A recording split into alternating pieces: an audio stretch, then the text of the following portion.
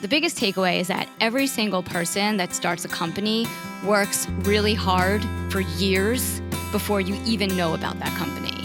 And everyone has the same struggle. You always question at some point, why am I doing this? And then you have to come back to your mission and your goal and keep going forward. Welcome to For the Long Run, the podcast exploring the why behind what keeps runners running long, strong, and motivated. I'm your host, Jonathan Levitt. Through personal and professional connections in the running world, I have the privilege of getting to know some amazing athletes. I've always been fascinated by the psychological aspect of running, and this podcast is aimed at exploring this and much more. I hope you enjoy.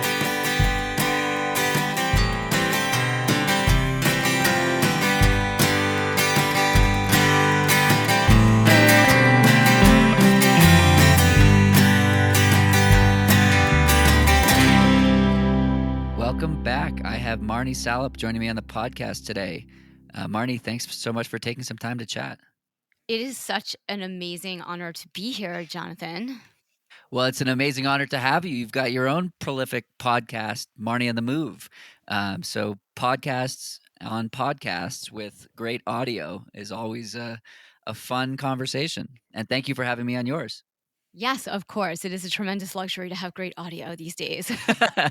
Yes, that is for sure. Well, before we go too far, who is Marni? All right. Well, since I listened to your podcast, and I know this is one of your famous questions, which I'm going to by have the to way, switch this one up. no, but I really love it. And it's really a good question because, who are we? And so I am a wellness minded athlete, yogi, and entrepreneur. And that's really, really through and through who I am. I'm also an explorer, an adventurer, and I have a curiosity and passion for life. And I think what I do is really just like one part of who I am. And what I do is I'm a storyteller. I'm the host of the Marni on the Move podcast. I have a brand and content production company, and I'm the founder of Fit Plus Love and PR company, founder the Salup Group. So I think that's me in a nutshell. Oh yeah, and I'm resilient, courageous, and tenacious. It sounds like you've got a lot of free time with all of the lack of stuff that you do, right? Yeah, totally. It's like I constantly keep putting things on my schedule. It's like just when I get to the end, almost to the end of one of the goals or objectives that I set, I like level up, bring the bar higher, and set another goal. I think that that's a commonality amongst high achievers, that it's never enough, not in a bad way, but like you always want to be doing more and doing more and doing more. And has it always been that way for you? I think so, yeah. I mean, I always say that my passion and talent just kidding, my passion for athleticism and running, I don't really have any talent, but my talent is keeping going, right? Because I'm not a super fast athlete. I'm just really driven. So I think that I always say that my sports kind of influence my career, but I also see it vice versa in that, I always want to keep going, keep moving forward, and always do more. And it is something that is very indicative of somebody who is an entrepreneur. I mean, I've started my own company when I was 22, 23 years old, doing events in nightclubs and bars and restaurants. And I built my PR agency from there. And I also kind of simultaneously, right around that time, started, running and exercising and working out. And so, I don't know what kind of came first, the chicken or the egg, but they really seem to both work really well together. I love that. What was the first company you started?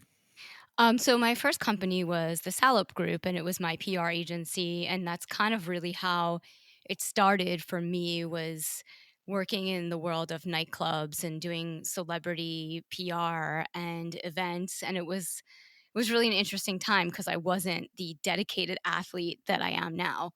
I was definitely spending more time out in nightclubs and less time running and in the pool. And where did the evolution into endurance sport come from?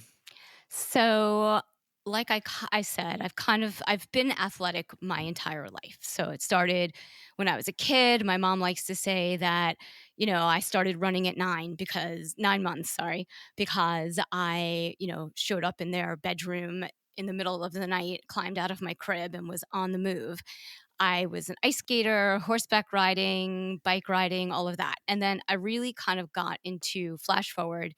I've been working out and exercising my whole life. And probably about 15 years ago, I started more seriously running a few times a week, like 3 to 5 miles. I had just kind of started doing more with my company, the Salup group, and a client of mine invited me to do a triathlon. And when I say that, I mean, she was a client and she was a PR client, she was a nutritionist, and I offered to drive her to a race because as a publicist, you do everything for your clients. And she said that in order to drive her, I would have to do it. And I was like, I don't know how to swim. And so luckily I belonged to Chelsea Piers and I was able to start swimming. And so my running sort of morphed into a triathlon, but that's kind of really where it began. And after I did my first sprint triathlon, I caught the running bug of all of that from all three sports. I really loved running. And so I signed up for my first half marathon, which was also in Staten Island. Nice. And Yeah. what were you feeling when you crossed that first finish line? I think I was really just happy to be alive. I mean, it was really scary to do a triathlon, especially because I really wasn't a strong swimmer and it was in open water. It was in Staten Island and everything else was easy, the bike and the run. But I felt really like really happy to be alive. And then I immediately went home and signed up for another race. I love that, like, you felt alive. I had a conversation with Shalane Flanagan before my last marathon, and she said, "Have fun." I never feel more alive than I do when I'm racing, and it's that feeling of the unknown and, like, what's gonna happen next, and then particularly for that first one. Um, so how did you go from that first triathlon to the half marathon? Did you just dive right in and said, "I'm going to do it in 2 months," or was there some sort of training involved? Yeah, so actually I started training. I mean, I think that I just was self-training at the time. And so after the triathlon, the first triathlon I did was in June and it was a sprint. And then the Staten Island half is in October. So I just slowly started building my endurance and building the miles. And I already knew that I had a little endurance, but at that time I knew nothing really about running from a technical standpoint. So I just started running, one foot in front of the other, and that's kind of how I got there. And then we talk about finish lines for the first one. How did that first half marathon feel? It was definitely challenging. Like I said, I had no real training, so I was pleasantly surprised, and I definitely realized that I needed to get a coach. So, it was good. It was very eye-opening, and it was fun. It was really fun. And then what happened next? So after that, I mean, I can remember it was like 2011, and after that race, I started signing up for more and more races. I don't remember what my next race was after the Staten Island half. I think it was Brooklyn, and then I signed up for another sprint triathlon in on the North Fork of Long Island. And so I really was doing a mix of triathlon and running, and it's still, from 2011 until 2021, always a really tricky balance for me because I love them both so much. So And then yeah, sorry. yeah, go ahead. No, I was gonna say, and so, like, to date, now I just did my first marathon in 2019 And why did you want to run the marathon? because I really felt like it was an amazing opportunity to run in New York City. I did the New York City Marathon to see all the different boroughs and to try a new distance because I never say never, and I always say the more I do, the more I can do. So, I can never turn down a good challenge.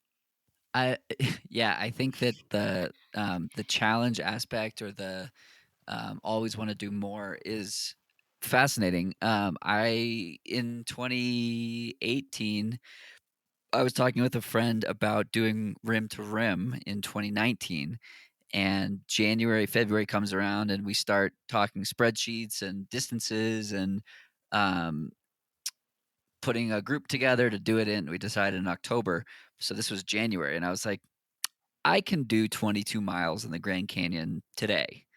So I probably should commit to something more more than that. And Yeah. my longest run to date was a 50K, and rim to rim to rim is, I don't know, 42 to 45, depending on whose watch you look at. And I was like, that scares the shit out of me. And I should probably sign up, or not sign up. I should probably commit to doing that, because I can't do it right now. I think if I went out that day, I probably would have struggled a whole lot more than I ended up struggling. But I think that that sort of pursuit of what's just a little beyond your capability is worthwhile, and that's where the growth happens. Yeah, I totally agree. And it's always, I think that, when you're talking about getting a little bit beyond your comfort level, right? A little bit out of your comfort zone where it's not such a far, unreachable goal, right? Where you set yourself up for success. You're not saying, I'm going to go run, 100 miles. You're setting a realistic goal for yourself. And I think that's really important. I think you learn that from racing and you learn that from business is that, every day you want to set yourself up a little bit more for something successful to meet certain goals. And I do love that about racing, though, that it really sort of teaches me that I can just always go a little bit further. I can always challenge myself and everything is possible. You just have to train for it. Yes, the training for it is a Key. critical mission critical component. It's funny when people say, "Oh, I signed up for a marathon and I didn't train for it." It's like, you know that these things can be fun, right? They don't have to Yeah. suck. Um, so what's the approach to training in 2021? How are you handling the lack of racing and structure and all that fun stuff? So in 2021, I actually I just signed up for a little while. Well, I just signed up for a triathlon, a 70.3 this summer in the Finger Lakes. And if it doesn't happen, I'm just going to do my own 70.3. That's what I decided. So I'm training for races like they're happening. And if they don't happen, I'm doing them anyway. And that's, and I think, I'm going to probably, for me, I live in New York City. So I'll drive out to the Hamptons. I have a whole plan. I'm going to park my car in Sag Harbor. I love this open water swim at Long Beach. It's usually pretty flat and shallow. I can easily swim, a little over a mile, the distance of the 70.3, and then ride my bike out to Montauk, back to the parking lot, and then I can run all along that whole flat beach area. And so that's my plan. And in terms of my approach to training, I'm doing what I always do. I'm training in on the West Side Highway. I'm training in Central Park. I have really great warm weather gear for cycling outdoors, and I'll probably start doing that again. I have a ride planned for this Tuesday because it's supposed to be really nice out in the city to go out over 9W, up over the George Washington Bridge, and I'm ready. I'm ready to race. So bring it on. That's how I feel.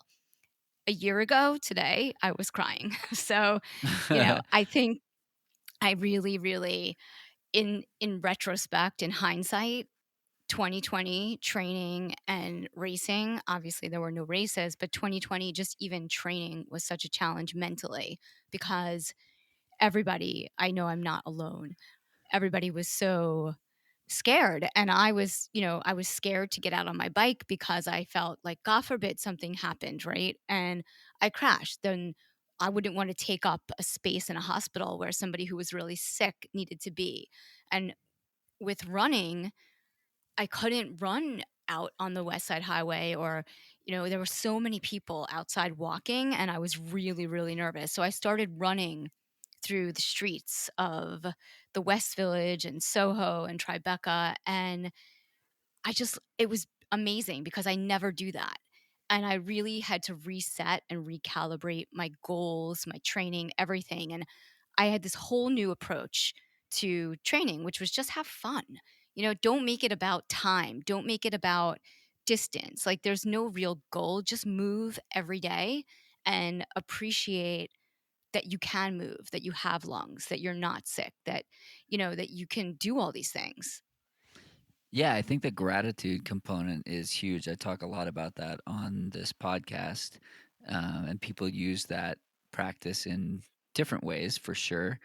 And none more uh, common or consistent than how people were using it in 2020. Like, I am healthy, I have a job, you know, I have a family, I have a roof over my house, and like the basics and the fundamentals of like living became things that people previously took for granted that became appreciative of. And I think that for those that were able to do that or had that as the case, that's definitely a good thing. Yeah, speaking of gratitude, I just rejoined my gym to start swimming again. And I have never really loved swimming. And now I'm just so grateful to be able to be back in the pool and to be able to swim. Like, I never realized how amazing it was and how much, like how much value and benefit there was mentally, physically to swimming. And I just have a newfound appreciation for the pool, for chlorine, for all of it. Yeah, it's I'm the same way with the sauna. Like, I used to go 3 times a week, and I haven't been in a sauna since January of 2020. And I mean, it sounds ridiculous to complain about, but that was my place where I would turn my brain off and just sit and do nothing for 20 minutes. And it's where I sort of developed a gratitude practice. And I have a couple friends who do like a morning gratitude or evening gratitude. And I would do sauna gratitude because it's that forced unplug. Like, you bring your phone in there, your phone's going to overheat and die. Right. And it's too hot to read because the pages fall out of the books. So it's like there's not much you That's such can a do good besides. idea. Yeah, Yeah. and so I was doing that 3 times a week. So like, yeah, performance and health benefits of the sauna aside, I miss the mental benefit of just like sitting and doing nothing and Yeah. practicing doing nothing in this like hyper paced world we live in where everybody's connected all the time because we're behind our laptops or available on the phone or whatever. I feel like that's the next frontier for me in terms of what I do for Unplugging. myself. It's unplugging, meditation. It's something that, running is sort of a moving meditation for me. And I definitely unplug, but I plug into other stuff. Like, I'm thinking, I'm innovating, I'm listening to amazing music, I'm taking in all the sights around me. I'm present in my sport. So I'm unplugged, but I do realize that that's not real meditation.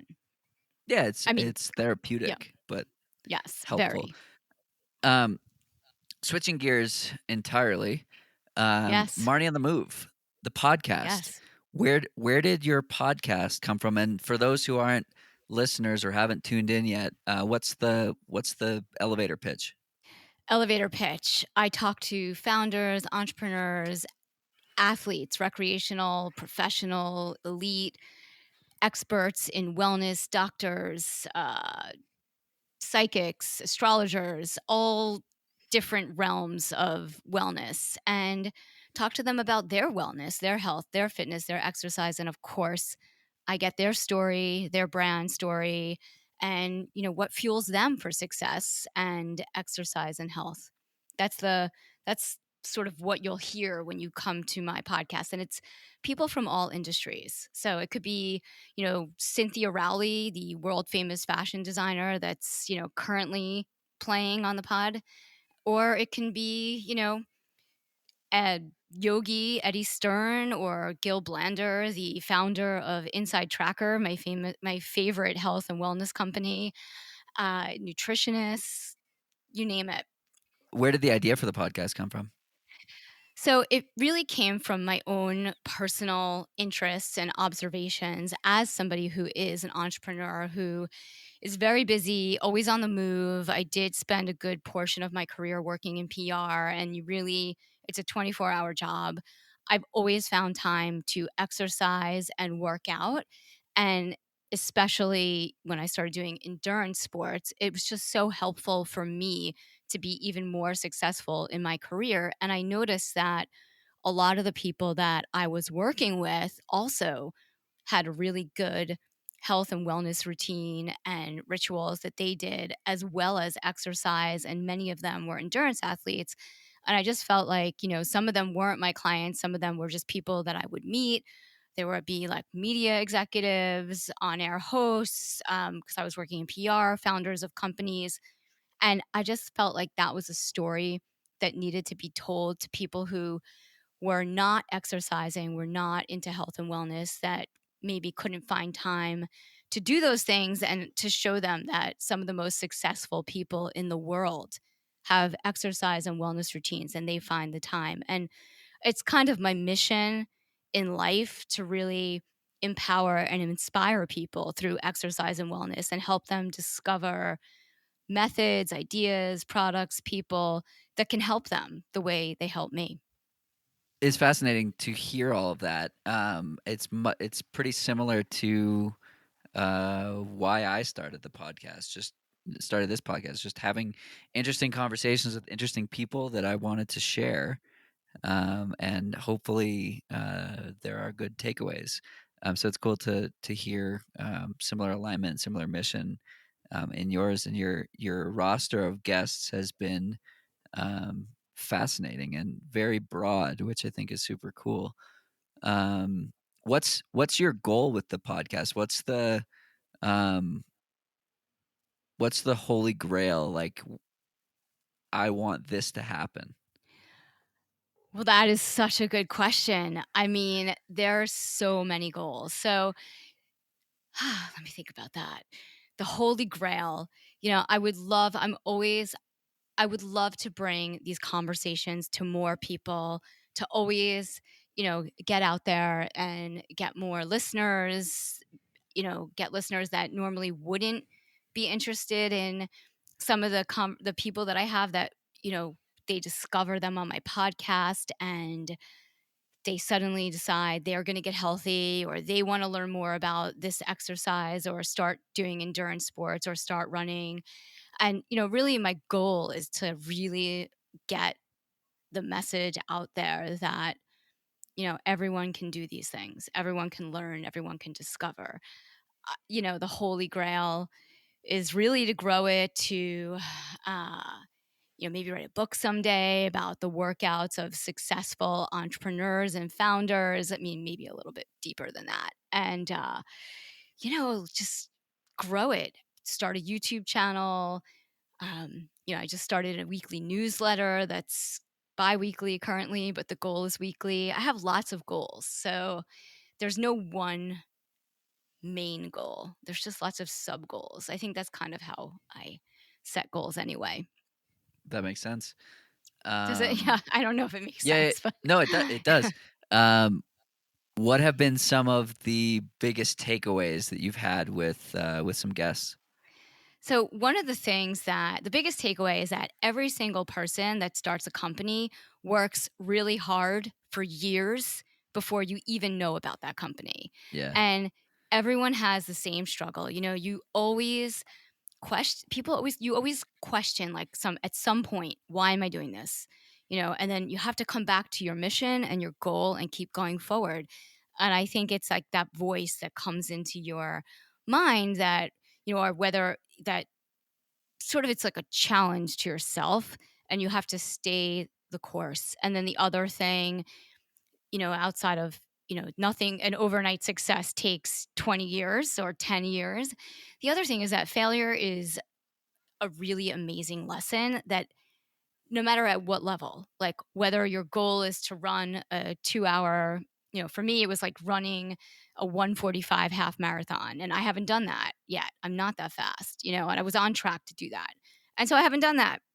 I've done a lot of races and I've gotten really close, and that's a failure to me in that moment, but it's not, but I learn and I recalibrate. And I think a lot of my guests also, like even with work, if something doesn't work, if it's just not going anywhere, like move on, move forward. And I feel like that's a lesson that's really common in a lot of my guests who are primarily, founders, entrepreneurs, or athletes, is that you have to keep moving forward and keep setting new goals and be able to be resilient and flexible and pivot.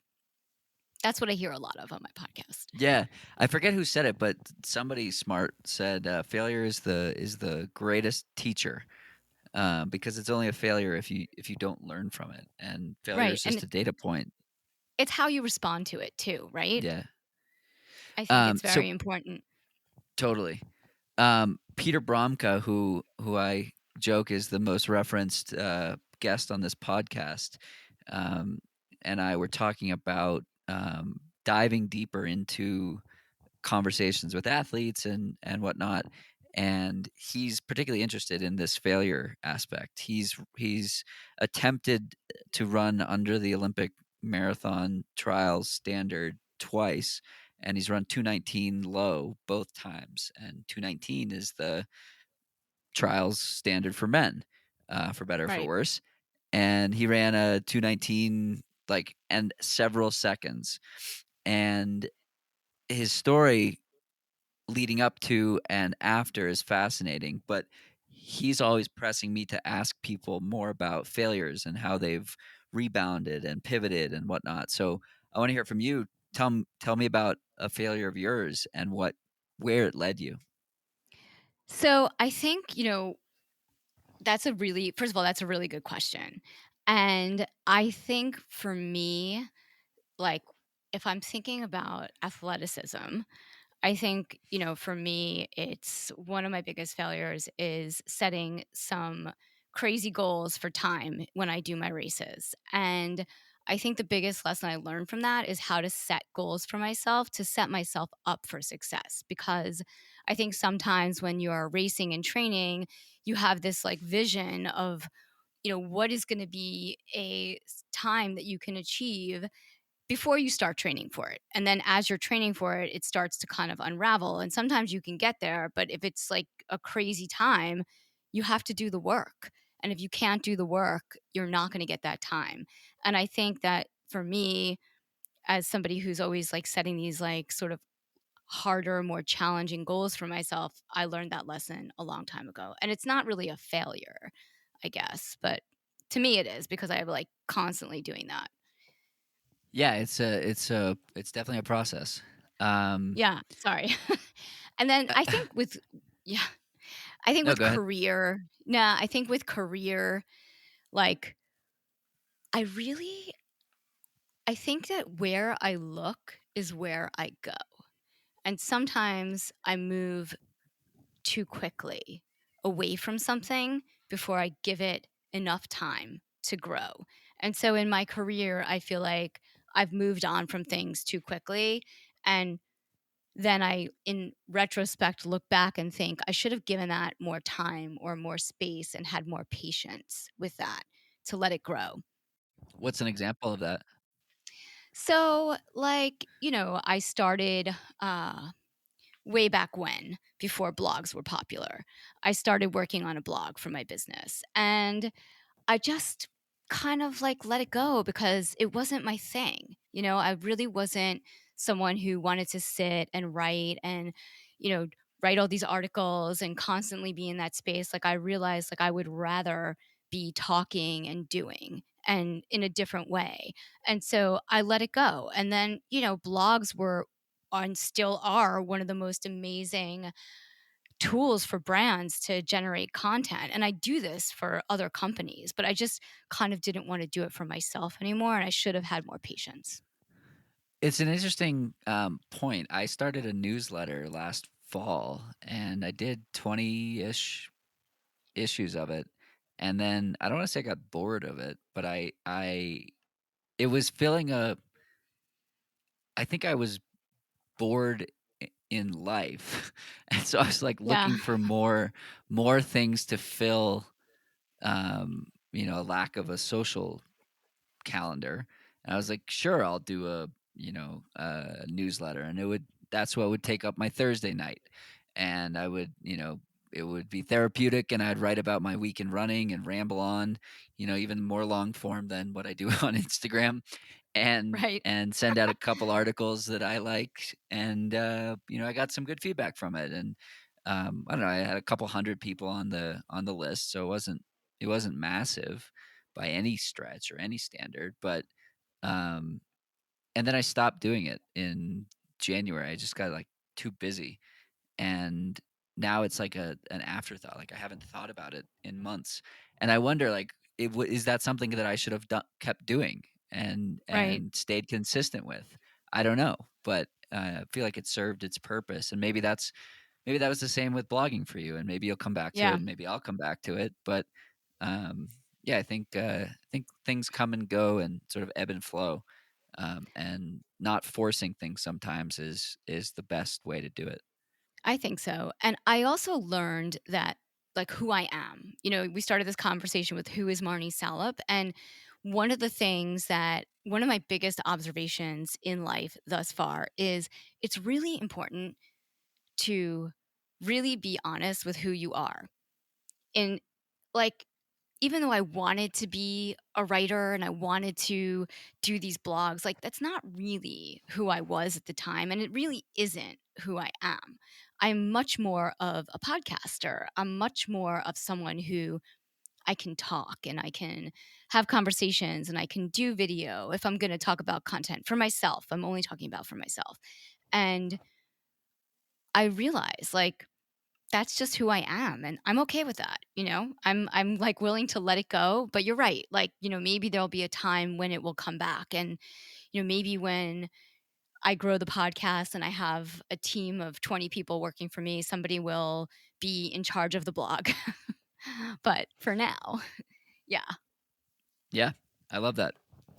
Mary Johnson on this podcast talked about seasons of life with running, and I think we have seasons of life with work stuff and um, projects like this and whatnot. And I think that, like I said, it's only natural to let it ebb and flow. And my coach, my coach always reminds me, the most important thing, or one of the most important things, is in the moment is to be having fun.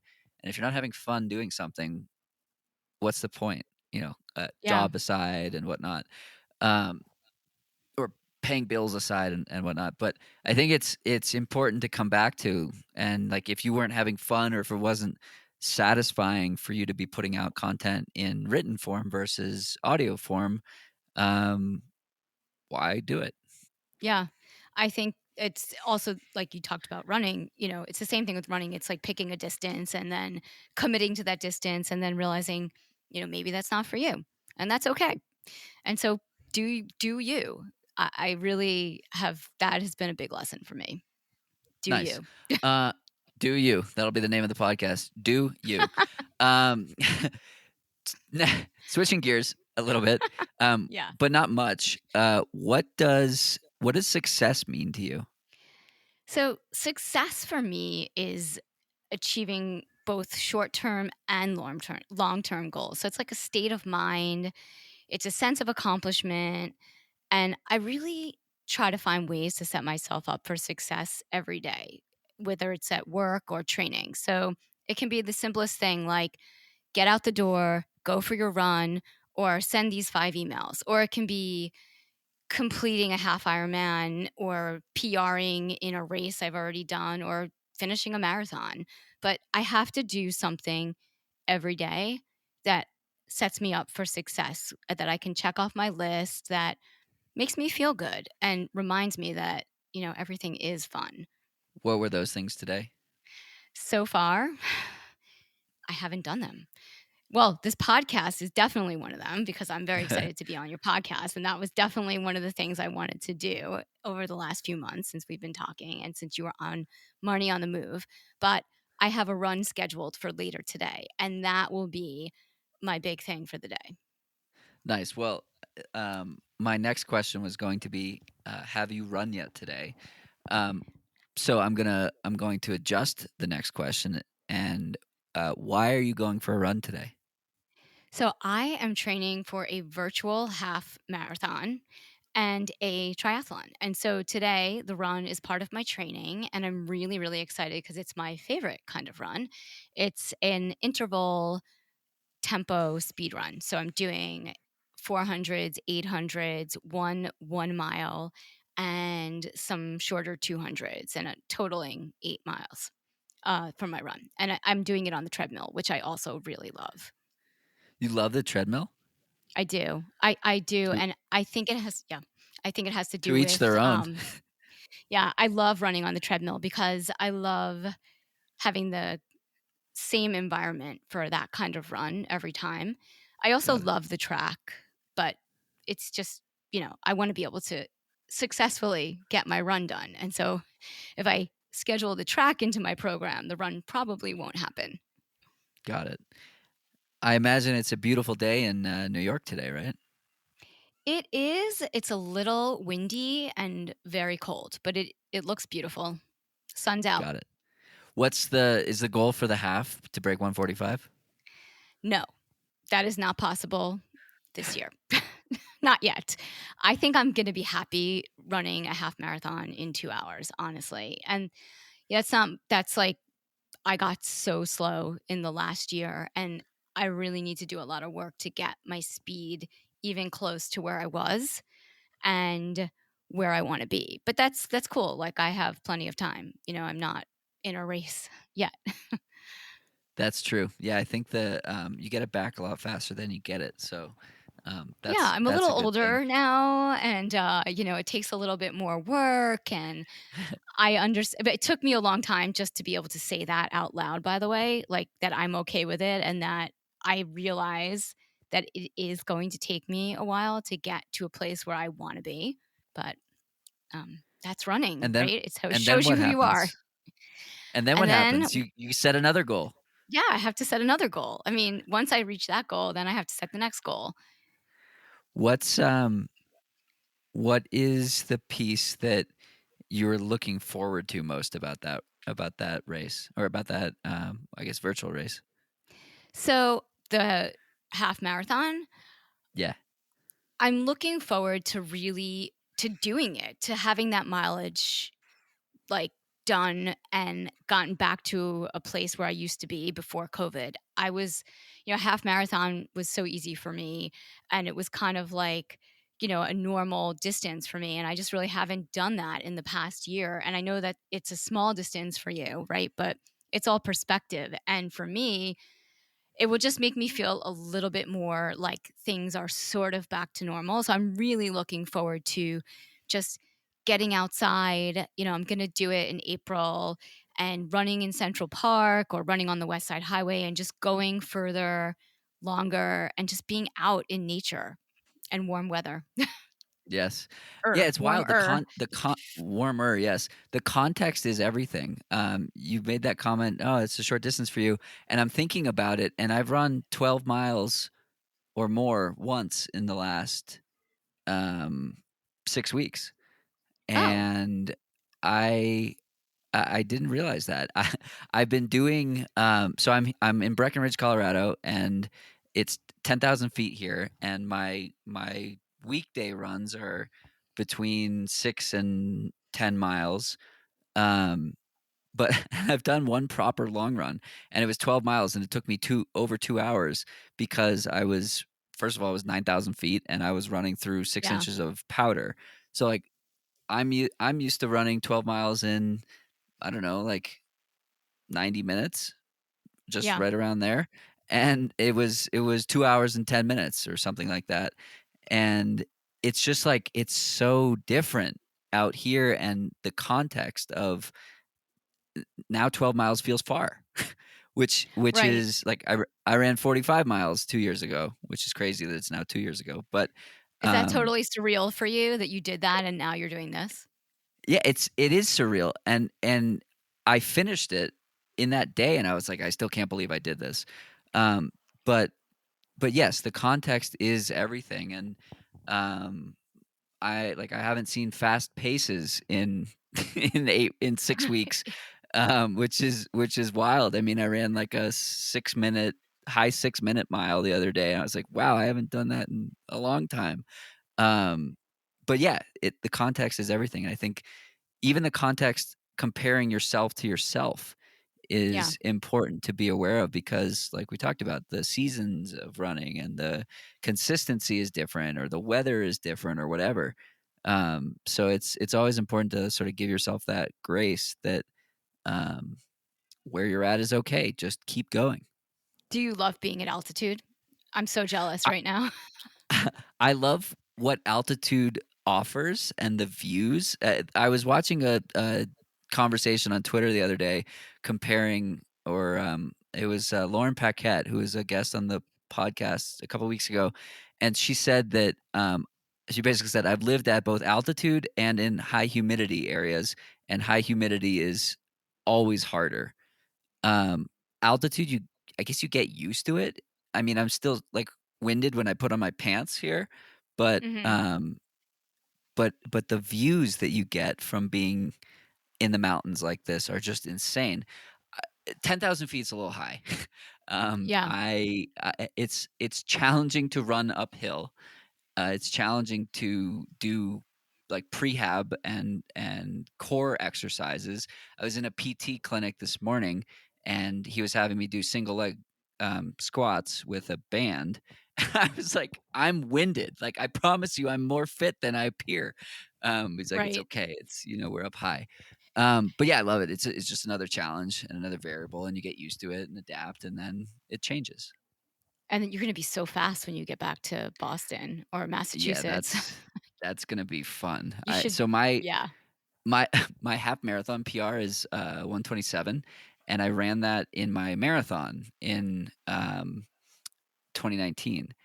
And so I I want to PR by 5 minutes. That's the You scary will. goal that that I'm setting for myself. Oh my So I'd god. like to see a 1:22 on the clock on there. But it'll be quite an experience to come back down from 2 months at this elevation and see what it feels like to breathe that sea level air again. Well, they always say, "Train high, race low." They do say that. There are a lot of successful athletes that that I don't know who follow they that are, but advice. hey. So, back over to you. This is a Sorry. conversation about you. No, it's all good. Um, so fast forward 5 to 10 years. This is a question I love asking. Um, Fast forward 5 to 10 years, what are you really proud of? Hmm.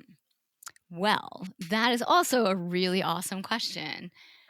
5 to 10 years from now, let's start with 5. 10 is too far. I will have done at least 1 Ironman and 2 marathons, not part of the Ironman, just to be clear, like solo events. I will 100% be back to my or at a sub 145 half marathon. Maybe I will qualify for Boston, which is the race that I originally wanted to do and is why I started doing marathons in New York City.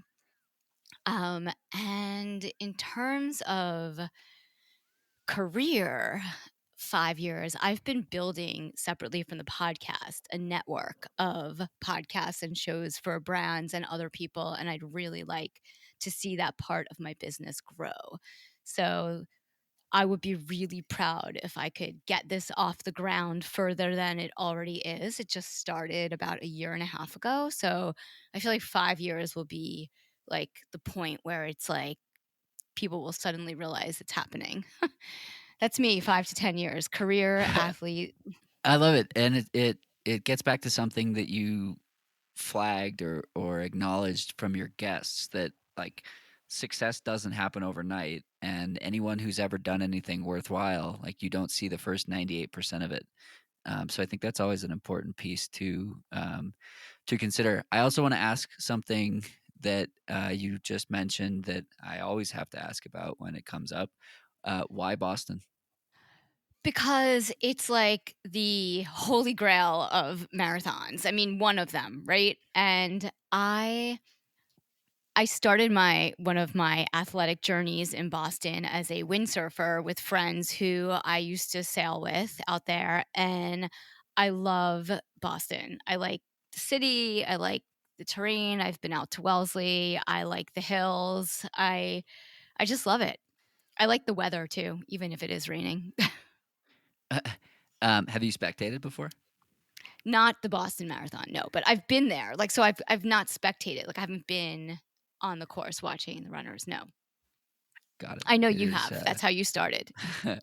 yes, a fateful day in 2013, which went south very quickly, but inspired, Yes. I'm sure, quite a lot of people along the way Well, from a that's very kind of how I terrible started. situation. Yeah, so it was a terrible situation. I started in New York City as a spectator. I've been watching the marathon for years, and then when I had the opportunity to do it, I couldn't turn down Why'd you say yes? because I love running and because I can do Just anything. that simple. It's just Yeah. that simple. Yeah, I think I love that. Um, what do you know now that you wish you knew when you started running? I think when I wish I knew that strength training was important. I wish I wish I knew how People keep important telling that me was. this. And I wish I listened to the people that told me. That is really because it's not that people haven't told me. I acknowledge that they're speaking and they told me, but I, don't turn it into action, and I think one of the things I wish I knew when I started was that it is super important to maintain your strength and continue lifting and strength training and doing all those exercises because it really does make a difference in longevity I and also speed. I totally agree. Now apply that same question to the podcast. What do you wish you knew when you started podcasting that you know now?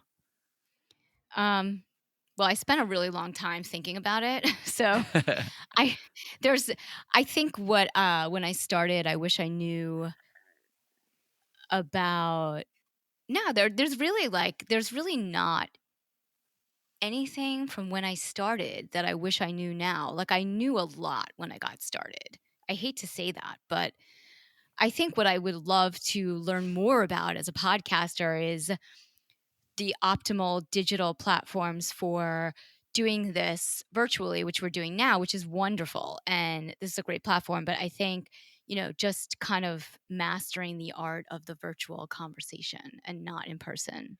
Yeah, I don't there know are if that's a good answer. nuances. Yeah, Yeah. I agree. There are nuances that are missed when there's no physical interaction. You don't have the rapport of "Hi, good morning" or whatever, and 10 minutes of small talk to get it going, and then diving into it. It feels a lot more transactional, I guess, when there's no video component or when there's no face that you can see, and it's it's harder to read cues and know when people are excited about something. So I am very excited for the return of in-person In person. podcasting Yeah. in the next few weeks. I've seen some guests that I've wanted to have on the podcast get vaccinated, so I Oh really my want to talk gosh. to them, um, and things like that, and um, more importantly, that'll mean that races are back and traveling Yes. is back, and the world is getting closer to healing than we've been for the last year, which is crazy. The last trip I went on began a year ago today, um, which is wild. Yeah. Where were you?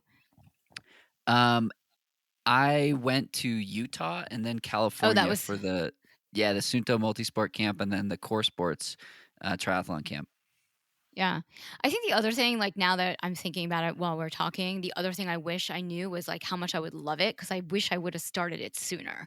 I spent a lot of time thinking about it, and I think it's just so natural for me to do the podcast, and it, like, makes me feel good every day when I talk to people, and I love being on your podcast, and it's just it's so much fun, and then, through COVID, it's just been really amazing. Totally, I agree. I knew absolutely nothing about podcasting when I started. I still know almost nothing.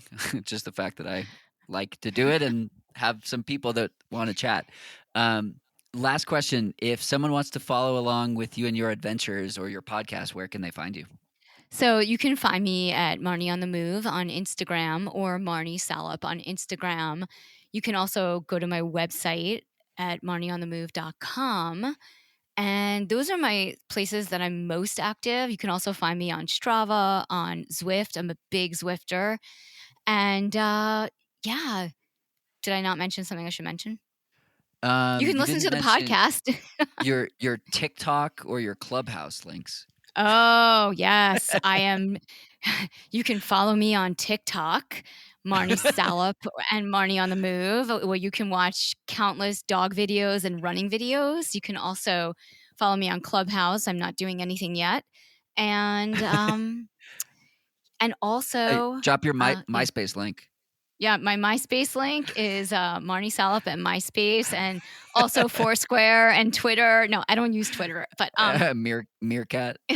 yeah, the dark ages type stuff. And yeah, no, but I think, like, most importantly, the website, Instagram, and of course, listen to the podcast, Marni on the Move.